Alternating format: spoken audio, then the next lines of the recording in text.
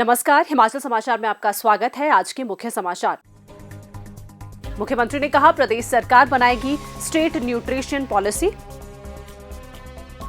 Composite testing lab Kandaghat को विश्व स्तरीय तकनीक से किया जाएगा सुसज्जित।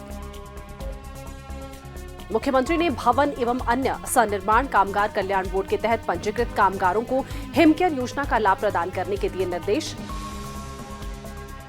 मुख्यमंत्री ने कहा कामगारों का ई-केवाईसी शीघ्र किया जाए पूर्ण। मुख्यमंत्री राहत कोष में अंशदान।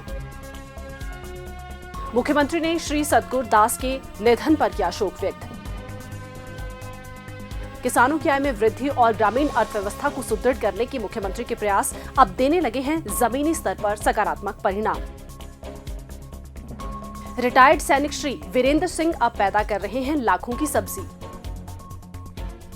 गोभी, मटर, प्याज, लहसुन और अन्य सब्जियों के अलावा अब मशरूम का भी कर रहे हैं उत्पादन। और अब समाचार विस्तार से।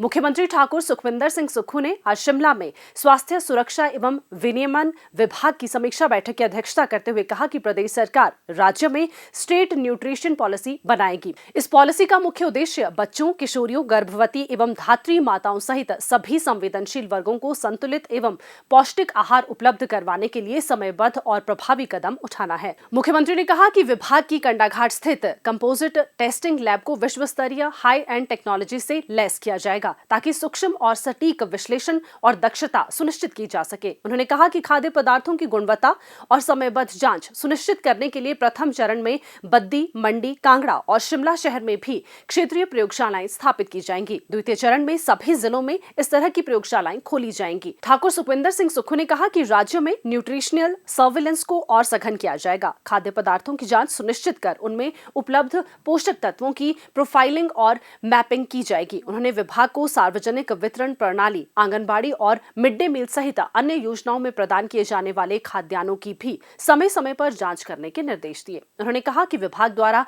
जांच, जागरूकता, क्षमता विकास और प्रशिक्षण के लिए मोबाइल वैन का उपयोग किया जाएगा ताकि सभी जिलों में विभाग की कार्यप्रणाली को और सुदृढ़ किया जा सके। उन्होंने विभाग की कार्यप्रणाली को सुगम एवं समयबद्ध बनाने के लिए नवीनतम सूचना प्रौद्योगिकी का उपयोग सुनिश्चित करने और सारी प्रक्रियाओं को डिजिटाइजेशन करने के निर्देश भी दिए। विभाग द्वारा खाद्य पदार्थों के सैंपल लेने तथा इसकी जांच के नतीजों सहित सभी प्रक्रियाओं के डिजिटल निष्पादन के लिए स्टेट पोर्टल विकसित करने के निर्देश भी दिए। उन्होंने स्टेट न्यूट्रिशन डेटाबेस भी तैयार करने को कहा। मुख्यमंत्री ने कहा कि खाद्य पदार्थों में पोषक तत्वों की कमी तथा कीटनाशकों के कारण लोगों में बीमारियों में बढ़ोतरी देखी जा रही है। प्रदेश सरकार इन दोनों विषयों पर गंभीरता से विचार कर समाधान के लिए प्रयास कर रही है। उन्होंने कहा कि इसी के दृष्टिगत प्रदेश सरकार राज्य में प्राकृतिक खेती को बढ़ावा दे रही है और इससे जुड़े किसानों को प्रोत्साहित कर विभिन्न योजनाओं के तहत लाभान्वित किया जा रहा है। ठाकुर सुखविंदर सिंह सुक्खू ने कहा कि प्रदेश सरकार स्वास्थ्य क्षेत्र को निरंतर सुदृढ़ कर रही है।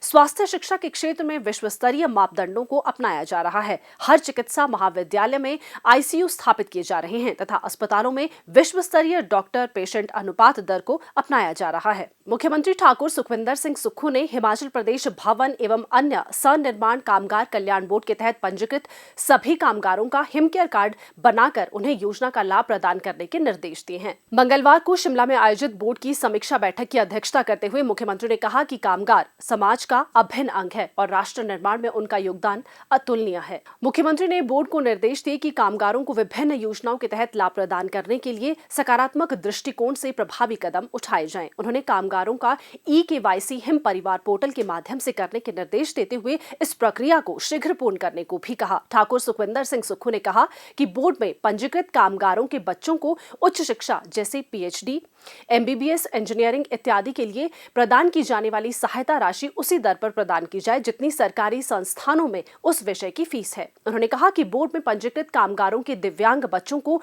मुख्यमंत्री सहारा योजना से जोड़ा जाए। उन्होंने कहा कि बोर्ड द्वारा आयोजित विभिन्न जागरूकता शिविरों में एंटी चिट्टा अभियान के तहत चिट्टा के दुष्प्रभावों के बारे में भी जागरूकता लाई जानी चाहिए। प्रदेश सरकार द्वारा मजदूरों के समग्र कल्याण के लिए विभिन्न कल्याणकारी योजनाएं और कार्यक्रम लागू किए जा रहे हैं। वित्त वर्ष 2023-24 में बोर्ड द्वारा विभिन्न कल्याणकारी योजनाओं पर 20 करोड़ 70 लाख रुपए, 2024-25 में 33 करोड़ 27 लाख रुपए और वर्ष 2025-26 में अभी तक 26 करोड़ 23 लाख रुपए खर्च किए गए हैं, जो सराहनीय है। उन्होंने कहा कि वित्त वर्ष 2025-26 में बोर्ड की पेंशन योजना के तहत 1,06,606 लाभार्थियों को 31,06,000 रुपए की पेंशन प्रदान की गई है।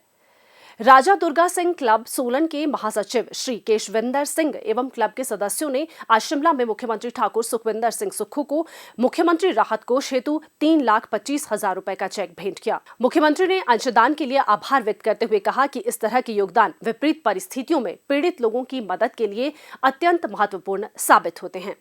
मुख्यमंत्री ठाकुर सुखविंदर सिंह सुक्खू ने पूर्व स्वास्थ्य मंत्री डॉक्टर राजीव सहजल के पिता श्री सतगुर दास के निधन पर शोक व्यक्त किया है। उनका कल रात शिमला में निधन हो गया। वे 85 वर्ष के थे। मुख्यमंत्री ने शोक संतप्त परिवार के प्रति अपनी संवेदनाएं व्यक्त की। उन्होंने दिवंगत आत्मा की शांति के लिए ईश्वर से शोकाकुल परिजनों को इस अपूर्णीय क्षति को सहन करने की शक्ति प्रदान करने की प्रार्थना की। कृषि, बागवानी और पशुपालन को बढ़ावा देकर किसानों की आय में वृद्धि और ग्रामीण अर्थव्यवस्था को सुदृढ़ करने के मुख्यमंत्री ठाकुर सुखविंदर सिंह सुक्खू के प्रयास अब जमीनी स्तर पर सकारात्मक परिणाम देने लगे हैं। इसकी सशक्त मिसाल भोरंज उपमंडल के पट्टा क्षेत्र के गांव कोटलू के सेवानिवृत्त सैनिक श्री वीरेंद्र सिंह है, जो सरकारी योजनाओं का लाभ उठाकर आत्मनिर्भरता की नई कहानी लिख रहे हैं। प्रदेश सरकार द्वारा ग्रामीण आर्थिकी को मजबूत करने के लिए आरंभ की गई विभिन्न योजनाओं और सुविधाओं का लाभ उठाकर श्री वीरेंद्र सिंह सब्जी उत्पादन से सालाना 4 से 5 लाख रुपए तक की आय अर्जित कर रहे हैं।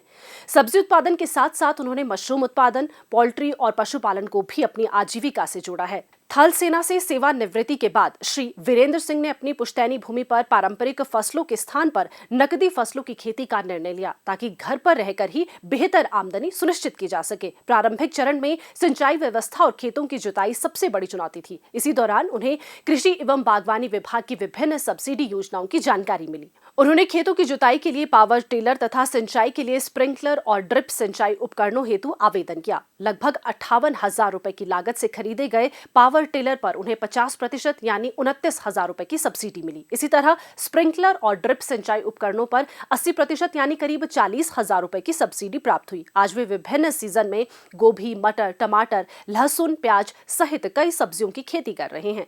वर्तमान में उनके लगभग 3 कनाल खेत में मटर की फसल लहला रही है, जिससे उन्हें 10 से 12 क्विंटल उत्पादन की उम्मीद है।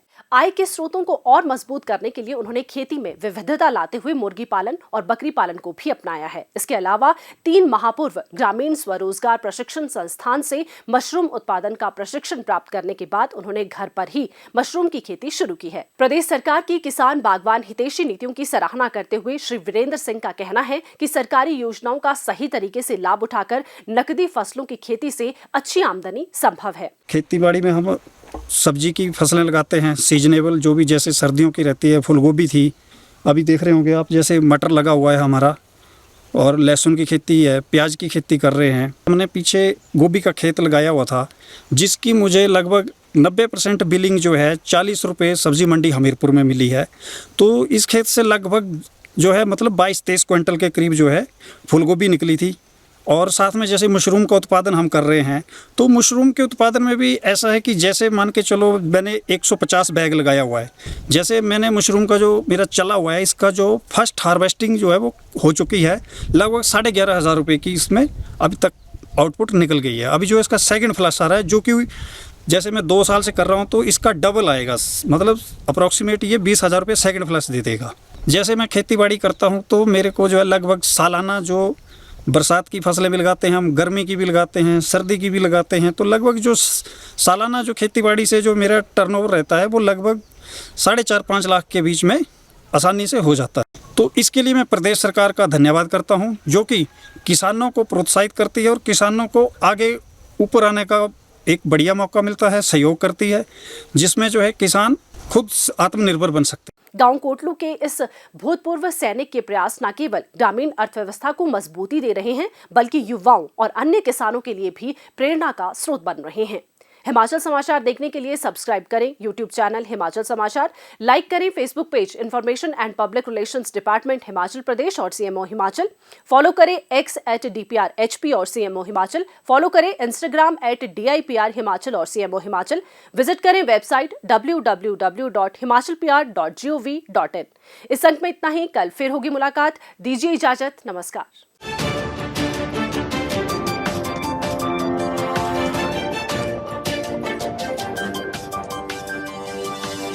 कीजिए।